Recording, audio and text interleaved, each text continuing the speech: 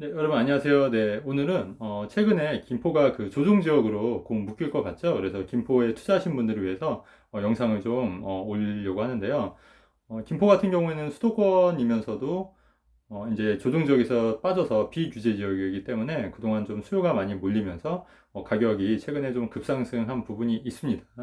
자, 근데 만약에 이렇게 될 경우 이제 비조정 지역에서 조정 지역으로 되면은 그동안의 어떤 대출 규제라든가 그다음에 양도세 중과라든가 이런 혜택들이 사라지기 때문에 당분간 조정 지역으로 묶이게 되면은 청주처럼 최근에 청주도 청주나 의정부 그다음에 옥정 신도시 양주 같은 경우에도 조정 지역으로 묶이면서 거래가 좀 이렇게 좀 뜸하게 됐죠. 마찬가지로 김포도 조정 지역으로 묶이면 거래는 좀 뜸하고 가격은 보합 내지는 약간의 하락을 할 여지도 있습니다. 가격이 이제 더 이상 오르다기보다는 최근에 이제 가격이 뭐 이렇게 급등한 부분이 있기 때문에 어느 정도는 좀 조정이 있지 않을까 개인적으로 좀 그렇게 생각을 하는데요. 자, 여기서 그렇다고 하면은 그런데도 불구하고 그러면 이제 김포 주택을 보유하신 분들은 어떤 선택을 하셔야 되는지에 대해서 좀 말씀을 좀 드릴게요.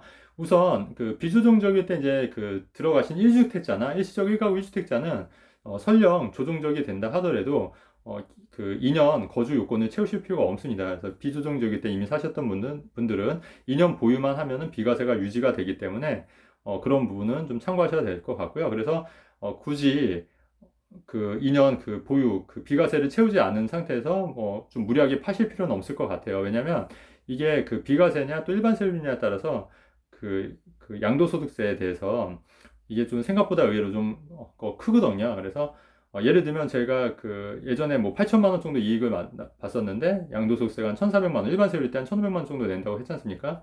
그게 만약에 예를 들어서 뭐 1억 3천이 만약에 남았다 그러면 한 2, 3천만 원, 2,500만 원에서 3천만 원 정도를 세금을 내야 된다는 얘기예요. 근데 사실 이 2, 3천만 원 또 수익 내기가 사실 쉽지 않기 때문에 이 비과세로 파느냐 또 일반 세율로 파느냐 혹은 양도세 중과로 파느냐에 따라서 이게 이제 천차만별로 이제 달라지는 거예요.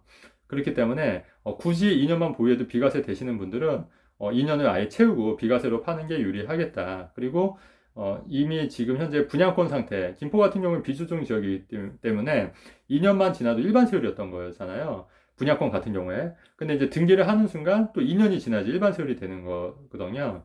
그래서 만약에 최근에 분양권 상태에서 못 팔았는데 이제 등기를 해서 이제 막 등기를 하셨던 분들은 이제 2년을 또 보유해야지 비과세 혹은 일반 세율이 되는 거기 때문에 이 부분은 등기하신 분들은 그냥 최소 2년은 기다리셔야 된다. 그리고 2년 후에 또 어떻게 될지가 몰라요. 지금 뭐 청주 같은 경우에 조정지구 해제된다는 얘기가 있지 않습니까? 또 양주 같은 경우에도 옥정지구 제외한 양주 지역의 조정지역을 해제한다는 얘기가 있기 때문에 2년 후에는 또 김포도 조정지역에서 풀릴 여지가 충분히 있기 때문에 좀 기다리시면 된다.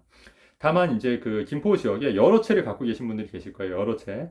여러 채를 갖고 계신 분들은 양도세가 중과가 되는 거예요. 중과가. 그래서 2주택은 뭐 10%가 더 중과가 되고 3주택은 20%가 더 중과가 되는 부분이 있기 때문에 이 부분이 이제 타격을 입을 수 있어요. 왜냐하면 김포 같은 경우에 비조정 지역이기 때문에 기존에 일반 세율로 팔 수가 있었거든요. 근데 이게 양도세 중과에 이제 해당이 되기 때문에 이 부분은 굉장히 좀 조심해야 되는데 자, 그렇다고 하면은 이제 그래서 이분들은 선택을 하셔야 돼요. 그래서 무슨 선택을 하셔야 되냐면 내년 6월 1일이 또 지나게 되면 어떻게 되냐면 이게 그 양도세 중과가 2주택일 때도 이제 10%가 더 얹어서 20%가 되는 거고요. 양도세 중과 부분이. 그러니까 기본세율 플러스 20%, 그리고 3주택일 경우에는, 3주택 이상일 경우에는 기본세율 플러스 30%가 더 추가가 되는 거기 때문에 이게 10%씩 내년 6월 1일 이후에는 더 올라가게 되는 겁니다. 그래서 내년 최소 6월 1일, 그러니까 양도세 중과가 된다 하더라도 내년 6월 1일 이전에 처분하실지 아니면 이제 여기서 선택을 하셔야 돼요. 아니면 그냥 안 파실지,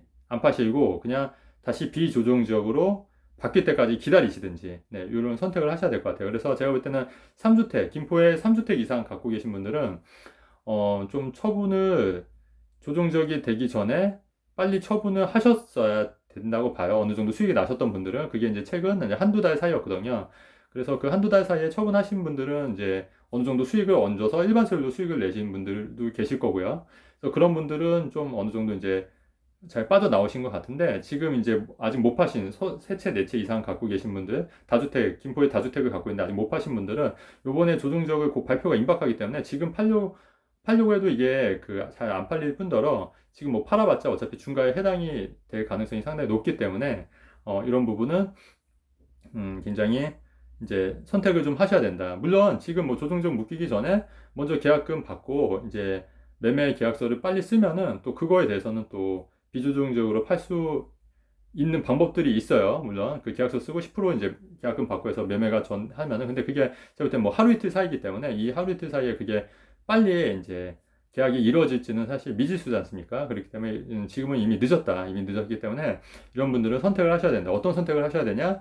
내년 6월 1일 전까지 양도세 중과로 주택을 파시든지, 아니면 내년 6월 1일이 지나서 양도세 중과가 세율이 더 10%씩 더 20% 30%씩 더 올라간다 하더라도 비규제 지역으로 다시 풀릴 때까지 버티시든가 이런 선택을 하셔야 될 거라는 생각이 들거든요.